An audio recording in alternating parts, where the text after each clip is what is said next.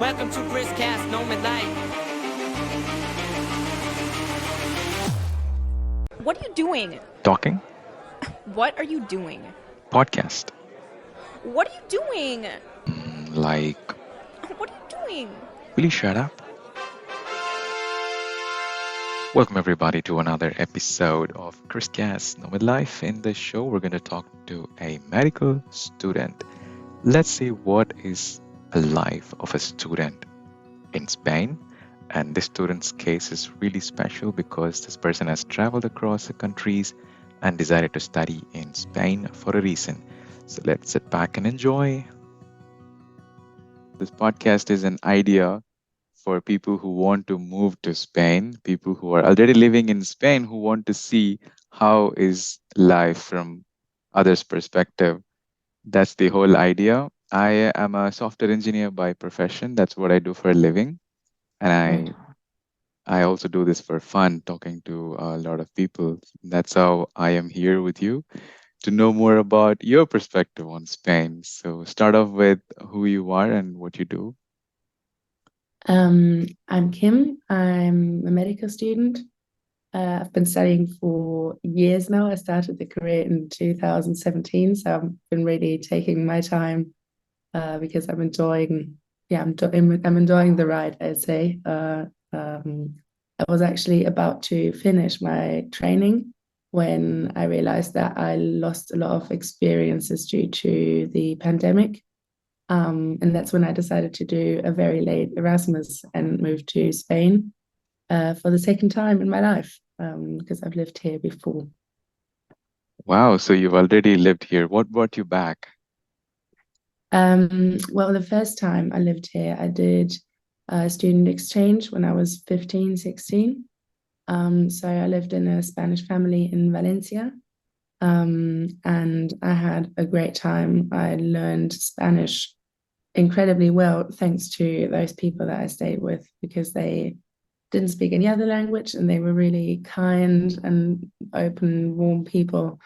So I learned well, and I felt like having that base, sort of knowing the Spanish culture a little bit.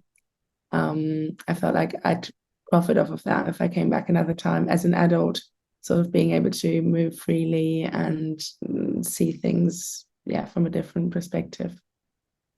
Beautiful.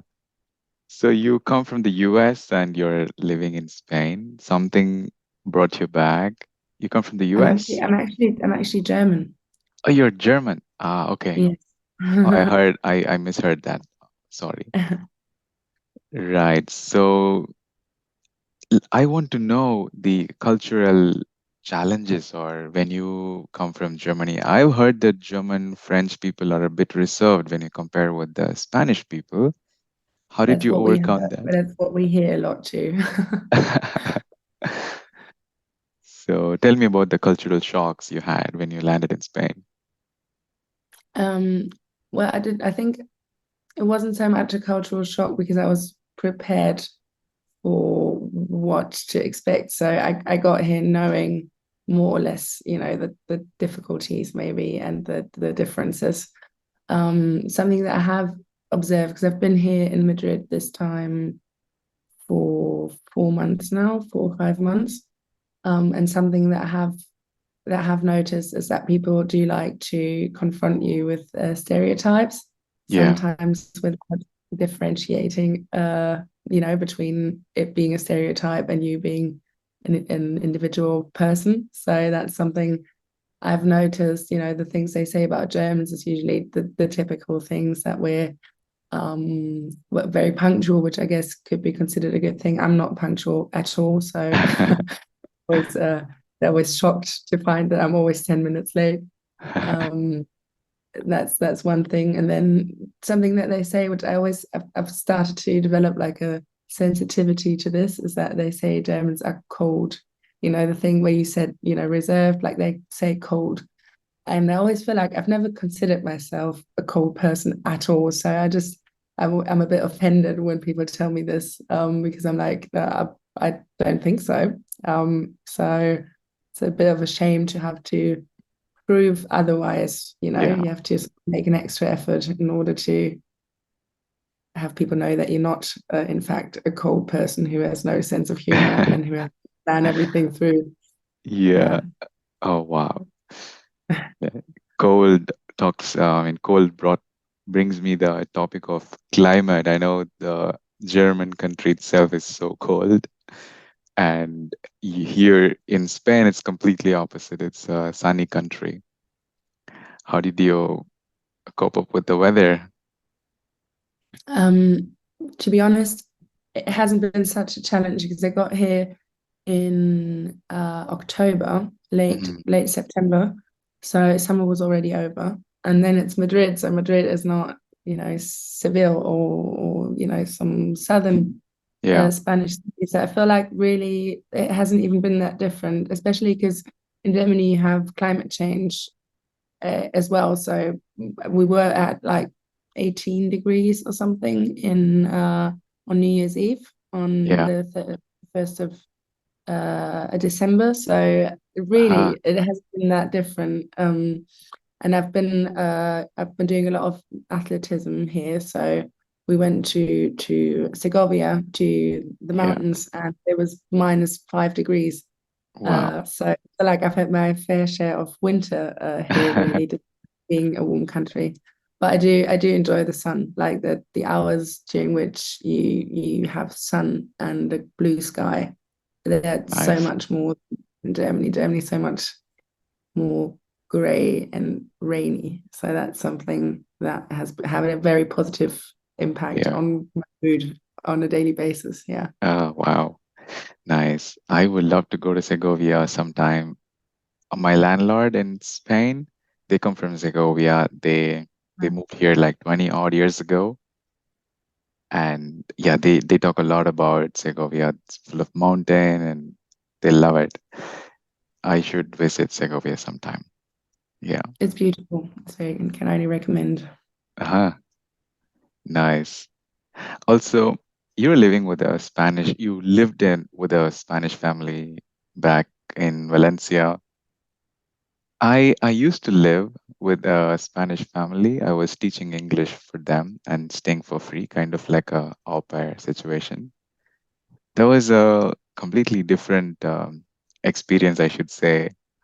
Living with Mhm. them. I mean, teaching is different, but living with them, waking up and talking to them in the morning, and they go to bed very late and Mhm. they are very chilled and they don't take breakfast, which is very weird for me because they just take a coffee or some bread and that's it. But in India, where I come from, we have heavy breakfast. Mhm. So I want to know what are your thoughts about living with a Spanish family? Well, similar to what you just described, I think, especially the sort of sleeping pattern and eating habits. That's probably the main differences that you notice right away. Because I mean, I actually don't have breakfast either because I'm doing intermittent fasting. So really, it works really well for me. I just have my coffees and sort of blend in. But for example, the having dinner at 10, 11 p.m., that is Oh, insanity. That's pure insanity for me. Like yeah. in Germany, we have very early dinner. Yeah. So I tend to have dinner at like between 6 or 8 p.m. for the latest. So, and that's when I'm hungry. So basically, Yeah. it's like it's 7 p.m. and I'm like, I'm starving. I'm literally starving right now. And then I have to wait until 10:30 because I'm meeting up with someone or I've arranged something with my landlady who I'm living with at the moment. And I just have to wait and starve and really, I get tired at like 10:30, 11 because I have to get Yeah. up at 6 in the morning. But so yeah, so you basically end up being all confused in concern of eating and sleeping. Yeah, Yeah. I've Yeah. noticed that too. And they always look at me a bit weirdly because I tend to have when I do have breakfast, sort of late morning, midday, Uh-huh. I have porridge, and porridge is a phenomenon that in Spain doesn't really exist. I feel, at least not in the more Yeah. traditional generations. So they're like, what are you eating? How are you eating How are you eating that? Why isn't there any ham involved? Why isn't there any meat involved generally? Because I feel like, Yeah. in Germany we eat a lot less meat than here. Hmm. But Yes, they eat a lot of meat. I've seen that. I mean, I don't know how do you call this. They have a bread, and in between there's this slices of hamon. Jamón Yeah, ibérico. hamon iberica. Exactly. That's the Costala. dish. Mhm, Yeah, mhm, they used to have it casually, and I don't know if it's cooked. They just slice it. I've seen it in Mercadona. They just slice mhm. sort No, it's of. actually not cooked. It's just air cured. It's just salt and air and thyme.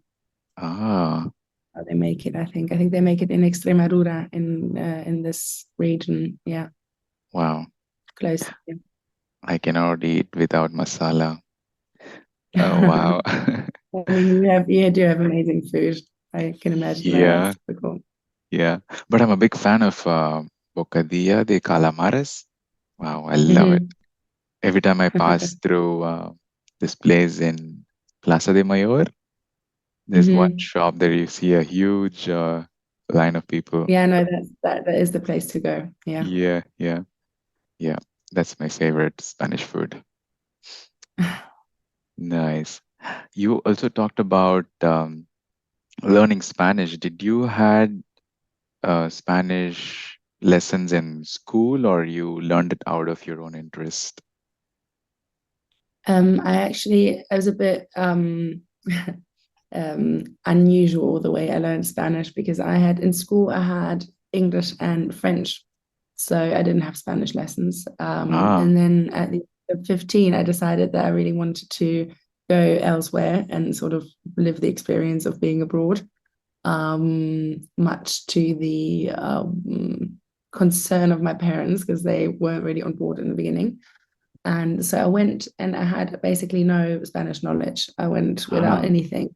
I had like a crash course, which uh-huh. didn't really do much. And then I went there and basically I went to school there. I lived with the Spanish family and it was very intuitive. So like if you stand next to a chair and you hear someone say the word chair in Spanish like 5 times in the same occasion, you're like, okay, this must be the Spanish word for chair, and then you use it in a sentence and you observe the reaction. You're like, okay, that seems to have worked. People seem to understand me. So it was a lot like that, like looking up words on my translator app and Yeah, just sort of living life, making myself understood with the hands and feet, basically. yeah, yeah. At the beginning, and then all of a sudden, I don't know. I think you learn very well at that age. All of a sudden, you were sort of fluent with Hmm. mistakes, but fluent. And then I traveled in South America when I was 19 for half a year. Then I Uh-huh. did a C1 course at uni for half a year, and now I'm back doing internships at the hospital. So I feel like I've had so much exposure by now that yeah, all in all, that's been my Spanish lessons really. Beautiful. I think you have a great command in English because of Thanks. you learning in school or in the Hmm. college. That's amazing. But I don't know how fluent is your Spanish. I mean, when you communicate with someone in Spanish, I could tell you. But I am also in the Hmm. process of learning on how you just said, looking at something, thinking that this is called telefono. By looking at it, people say telefono, telefono, and then you get that in your mind. Yes, that's telefono. So, yeah, Spanish people are a little, they're okay if you speak broken Spanish, although you're Hmm. not completely speaking in English. They appreciate that. I've seen people teaching you when you say things Yeah. wrong. Yeah, especially my landlord. They Hmm. tell me if I tell something wrong. For example, the other day I said I love to walk in the evening. I said Hmm. amo because it's encanta for Hmm. walking in Hmm. the street. And Hmm. they corrected me, and that's like stored in my mind forever. Things like that. So when you jump on the plane without knowing anything, you're automatically learning. So that's a No, good way. definitely. And it's Nice. like you said, they do appreciate any effort really that's made to speak Spanish, especially because I feel like Spanish people struggle a little bit with other languages as well.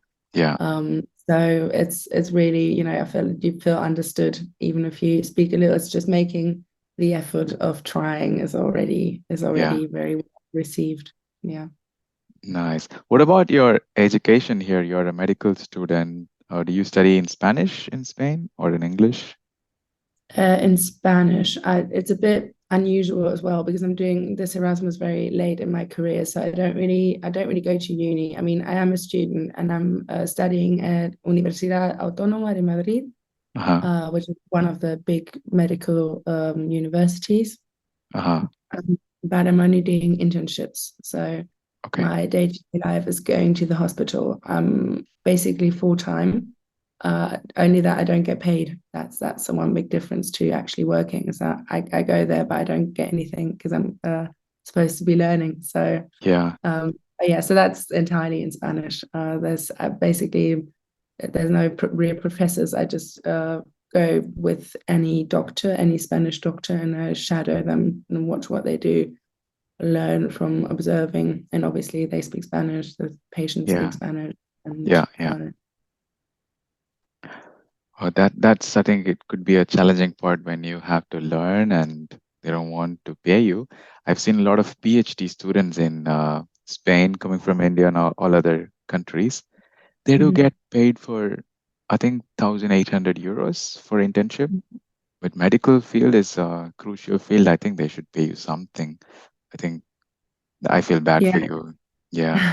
I had no worries. I mean, I do get I have the privilege of receiving the Erasmus scholarship. I have a Yeah. scholarship at home as well. I have a job at home, so I'm also working Okay. remote in the meantime and everything. And I feel like if you're a student in Germany, it's possible, even though you're not earning much, to sort of get by well because the state Yeah. is very supportive of students. So really, Nice. I can't complain. It's just the fact that you work full time and you get home and you're really tired, and then you still have to work. Yeah. Yeah. Exactly, yeah. But it's not the worst. It's I mean, at least you have no responsibility. You're just an intern, so you're Yeah. only there to. That's amazing. I love Germany as an economy. And in fact, when I was moving from India to Europe, I was given two options to choose either Berlin or Madrid. And because Mhm. of the climate, I had to say no for Berlin. But I love Yeah. it, the German economy. They're the biggest in Europe. They're amazing in Mhm. terms of what they do and what they did in the technological space. So it's Yeah, I great. mean, it has its ethical components, I guess, but Yeah. yeah, I mean, we're not doing too badly. But I think you did well choosing Madrid. I mean, they have a lot of similarities, Berlin and Madrid, I find. Ah, Yeah, in let's say, for example, the the fact that nobody really is from Madrid, that yeah. most people are from, that's the same in Berlin. That they have, Ah, I think they have about the same amount of inhabitants. hmm. It also takes ages to get from one point to the other because everything's very far away.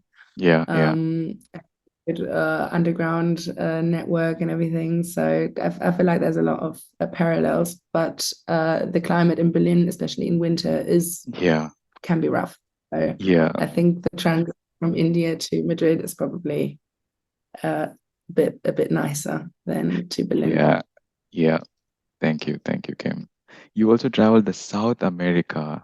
How was your experience there? Like, have you had to, uh, did you met someone or how was your experience traveling in the South America part? I know it's not, I don't know. I've just heard and I've read in the internet that it's not as safe as Europe. Yeah, So definitely. as It's a definitely not girl, as safe as Europe. Yeah, I think that's safe to say.